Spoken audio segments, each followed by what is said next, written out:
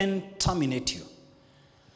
If there are three bulls in a jungle, just three bulls, and they stick together, and I'm sure many of you have seen movies about this.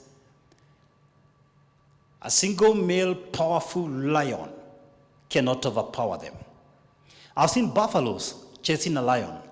What the lion will do is to roar and scare the bulls and then isolate them. And then one by one, he easily overpowers them.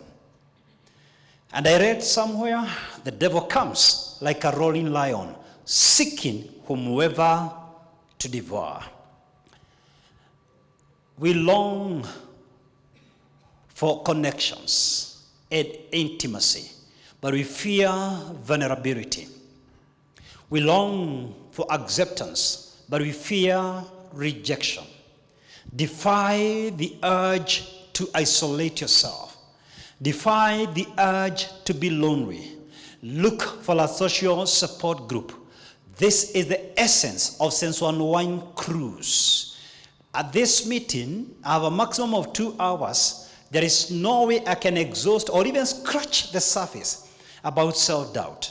So we form smaller units of 7 to 10 members, not only to discuss the topics that we assess here, but also to connect with one another, to be vulnerable with one another, to unmask, to have someone who can be accountable to our progress. You were never designed to be alone. There is nothing God created that was supposed to be solitary. You will never reach greatness on your own. One is too small a number for greatness.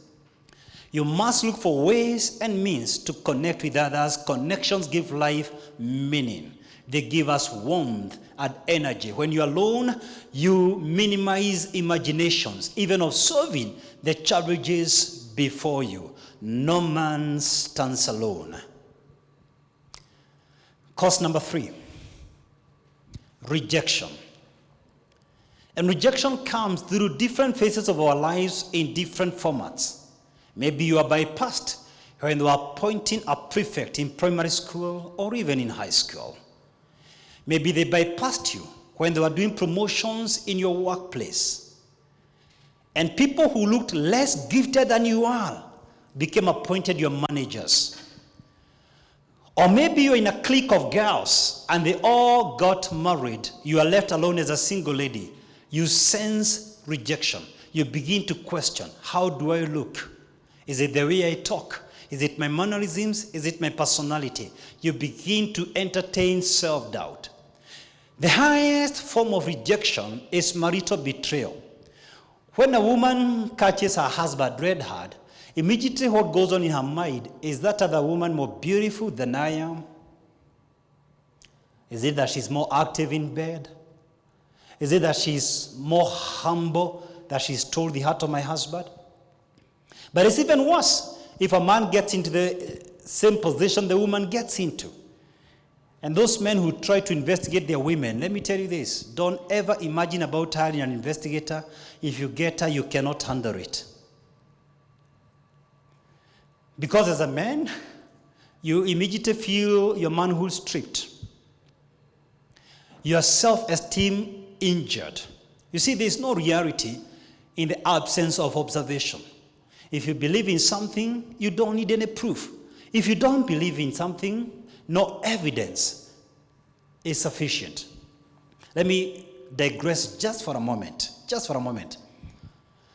See, I teach God cannot be understood. God cannot be explained. I've had people trying to argue about the concept of God. There's none of us here or anyone who has ever appeared on this planet who can explain the concept of God. Your finite mind cannot explain the infinite God. He can only be revealed. And I hope tonight he's going to reveal himself to you as I present him as his ambassador. Stop rationalizing the concept of God. Just use your common sense. The Bible says a fool believes there is no God. And come to this realization, you never created yourself. And surrender to his will. And he's going to reveal himself to your tender heart. Otherwise, he can't do that to a hard heart. God cannot be understood. There's no amount of theology that can make you appreciate the concept of God. is beyond space and time and phase. I repeat, in the absence of observation, there is no reality. If you believe in something, there is no need for any evidence. If you don't believe, no evidence is sufficient. What's this all about? It is easier in your marital issues to solve issues than to dissolve a marriage. Let me say that one more time. It's easier to resolve issues than to dissolve a relationship. Don't look for evidence to carpet your spouse. Fight for ways and means to be solution conscious, not problem conscious. Give it your all. Invest time in seminars like this. If you have done your all, you have done everything humanly possible. Let me say this. You see, from where I come from, marriage never fails. And I'm touching this because nothing affects our self-esteem as adults than the people we live with. If the person who lives with you believes in you, your confidence level goes higher. Before I spoke today, before I came here to speak, the first thing Mercy told me is she believes in me. And that boosts my confidence level. If your spouse consistently tells you that you're good for nothing, your confidence goes down. So let me touch that for a moment. From where I come from, marriage never fails. I know that's a hard saying. The institute is intact as instituted by God, and God never fails. Marriage, I repeat, never fails. People fail. A failed marriage is a reflection of two miserable people. A working marriage is a reflection of two people who realized it's not a factor of compatibility, it's a factor of flexibility. So I emphasize, fight for ways and means, write me an email. I'll try to help you as we can, to walk you through that journey as we try to do in this place, because marriage works 100% of the time when the two people involved learn the art of coexistence. But in case you have done everything humanly possible and nothing is working, please let go. Nothing is eternal except eternal life. A man is as rich as in the proportion of the things he's able to let alone. Don't live with someone a year, 2, 3, 10 years who is continually bringing you down because you can't work it out all by yourself. It takes two to make a stable marital relationships. Don't waste time regurgitating dead stuff. You might destroy yourself trying to save another person. You're not their savior. Learn to move on. Cause number 4. I'm talking about causes of self-doubt. Number 4, family instability. Family instability. Unstable parents produce insecure children. Family is the place where children learn how to handle failure and conflicts. Family is the place where children are loved and learn how to be praised. You are a product of your earlier relationships. What you think and believe, significant others in your life believe about you. You are a product of your former shocks and stress and disappointments and pressures and defeats and setbacks. They form you. It's a reality you cannot reverse. And that is why when I'm advising parents, I suggest, don't tell your child what to do, show them what to do. Lead by your life. Don't tell them stop drinking. You stop drinking. Don't tell them to go to church. You go to church. But I make a disclaimer tonight. If there's a behavior you are doing and you are unable to stop, I urge you today, at least don't do it in the presence of your child. Let me give you an example. You know, Whitney Houston, born to John and Emily, also known as Cissy Houston. Her parents separated when she was in kindergarten. Her mother introduced her to nightclub performances when she was 15 years of age, and thereby she came into contact with drugs. Later on, she befriended a man by the name Bobby, B-O-B-B-Y, and was smoking crack in the presence of their little daughter Bobby, B-O-B-B-I. She wasn't as lucky as her mother. She died when she was 21 years of age last year. The mother died when she was 48. both of them because of drug overdose. And I bet the reason is this: because they had already decided to live a carefree life, they did not care about a generation after them, because a parent's influence goes to the fourth generation after them. I repeat, if you must be an alcoholic, don't try to go and make fun with your children because of how much you drank. You're destroying their future. Give them an opportunity to make their personal choices, because children live with what they learn. And I don't think tonight I'll put it in a better way than Dorothy Lonnot in her timeless words known as "A child lives with what they learn." And I quote, "If a child lives with criticism, they learn how to condemn. If a child lives with hostility, they learn violence. If a child lives with ridicule, they learn to be shy. If a child lives with shame, they learn to be guilty. If a child lives with encouragement, they learn to be confident. If a child lives with praise, they learn to appreciate. If a child lives with fairness, they learn justice. If a child lives with security, they learn faith. If a child lives with approval, he learns to like himself. And if a child lives with appreciation and friendship, they learn to love the world." I had the privilege to visit the Holocaust at Washington, and I was keen to look at the life and times of Adolf Hitler of Germany. I have a keen interest in history, and I went on a fact-finding mission. Here, the mother got married to a man by the name Aloy.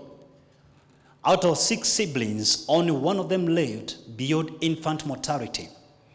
The man the mother married was so brutal on several occasions, he fought with his only son, who was living. Then young Hitler was released to the world at the age of 15 to fend for himself. There was no school fees for his high school. A bitter man was released to the world. As I sat there watching the movie at the Holocaust Museum, I could now relate why he was willing to destroy the world. Because he didn't love himself, he didn't care the world dying with him. That explains why 6 million Jews were roasted in gas chambers, because a bitter man was released to the world, which vindicates the words of Dorothy Lonnot. Be careful with the environment you create for your child. It influences generations after you and the world where he, she will live in. Cause number 5, and the last one, failure. Failure. There's a story I like using to illustrate this message about failure, about a man who was walking by a sidewalk.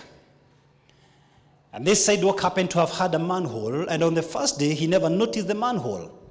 He didn't know it was there. It was not his fault. Nevertheless, he still fell in the manhole.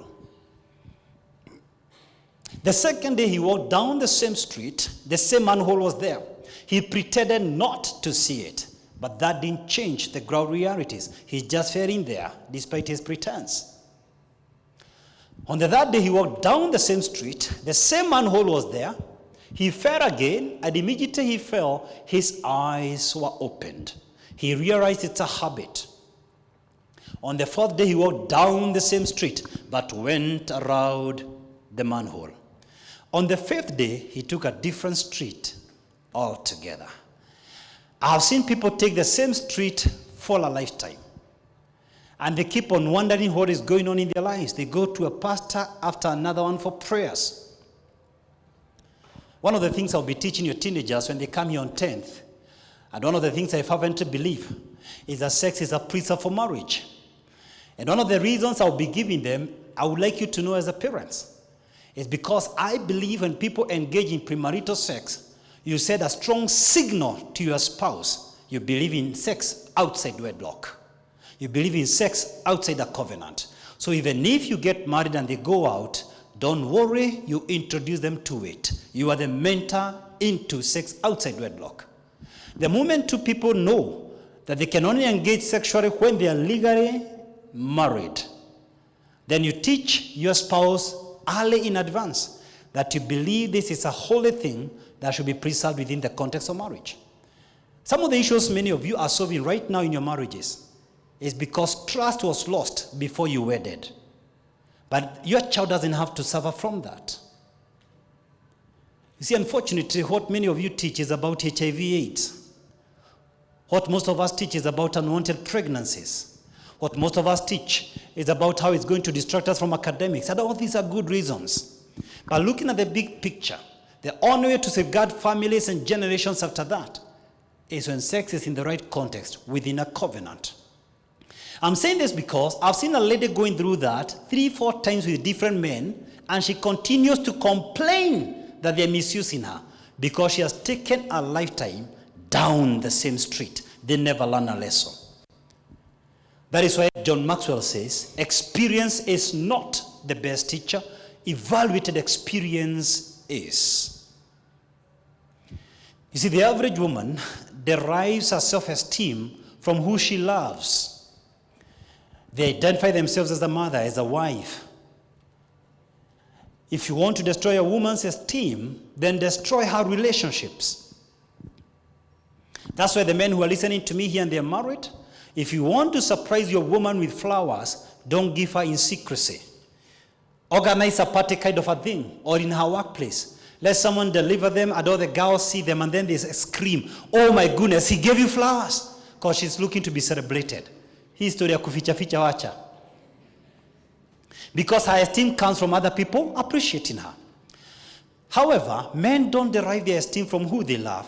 They derive their esteem from what they do. So if what a man does fails over and over again, he begins to doubt himself. If a man engages in business, 3, 4, 5 years down the line, it doesn't succeed, it destroys his confidence. If a man is bypassing promotions, younger people are coming from the university and bypassing him, he begins to doubt himself. What I suggest today, don't allow failure to define you. Don't judge yourself after what you did not know. But after you have the information, and I'm going in a moment to share with you how to overcome self-doubt, then you have no single excuse for remaining in the same place. What I do with my mercy, every single year when we are having our anniversary, we do an evaluation of our marriage. We don't pretend to know it all. We don't imagine things will just work out. We pick a journal and we have to write honestly what we think are the things I need to improve and what she needs to improve. And then we exchange the books and we write as honestly as possible. These are the areas I'd like you to work on. But many people imagine that things will just flow. Their marriage will just flow. Their career will just flow. Their business will just grow. Things don't happen. Things are caused to happen. And this takes me to the third part of our discussion tonight. Severity of self-doubt. From the word severe. Severity of self-doubt. What will happen if you don't address self-doubt going forward? Let me pull out 8 things that are likely to happen. Number 1, self-doubt can affect the unborn. Vibration signals from the mother, even from the father, the child can detect. Children have a way of picking hate from the people around them, even before they are born. That's why if parents are fighting, it affects the child prior to their birth. Number 2, unchecked self-doubt can lead to quitting in life. And I don't know whether you have ever seen a grown-up, healthy man, educated, staying in the house the whole day watching TV. He has given up on life. The wife has to work. They have reversed roles in that homestead. That's an indication of severe self-doubt, which we call inferiority complex. Number 3, unchecked self-doubt leads to withdrawal mechanisms. Even at times, people who are outgoing retreat to themselves. I know people who go to a club to drink. They're not even drinking with people. He's staying all alone. You think the man is watching the TV, but he's not watching the TV. He's in deep thoughts. And that's an indication of someone living in self-doubt.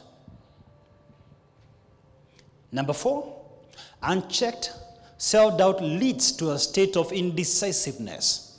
People are unable to make even the slightest decisions about the clothes they want to wear. They have to find out from 2-3 people. When they go to the wardrobe, they change about 4 times. They can't decide the job they're going to do. They can't decide the business they're going to do. They can't decide whether to buy or build a house. They can't decide where to buy a piece of land. They have to get all their friends to confirm that their title deed is okay. Number 5, unchecked self-doubt leads to chaotic relationships. Blame games drive real. They pick quarrels. And it's never their fault. They blame their spouse. They can't solve the slightest problem. They get very petty. You find people fighting over triviality. Because they feel unloved, they have to project their woes to the person near them. Number 6, unchecked self-doubt leads to a state of permissiveness. Permissiveness can take different angles. First, there are people who just allow anyone to take their time away. They rob their time. They don't respect their time. They fit in everybody's schedule. Every single event, even of distant people they just met 3 weeks ago, they are attending. They don't respect their time anymore. As a father, you find them so permissive that they can allow a child to do whatever they want in the house without being corrected. They are unable to discipline their own children. They are running out of control because he's looking for approval even from kids. Number 7, unchecked self-doubt leads to poor boundaries. People, when they're relating, even on a very first date, you find they're excessively touchy. And because unconsciously they are looking for affirmation, they are very vulnerable to affairs than the average person. Because they are looking for approval. They are looking for attention. And number 8, unchecked self-doubt leads to a state of perfectionism. It is okay to groom, and it's important to groom, but it's not okay to be on your mirror for an hour because you can't allow even a single hair to be out of place. There are people even in this meeting, and they are not the guest speaker. They had to go to the washroom 5 times to check whether they are okay, just in case they have some sweat.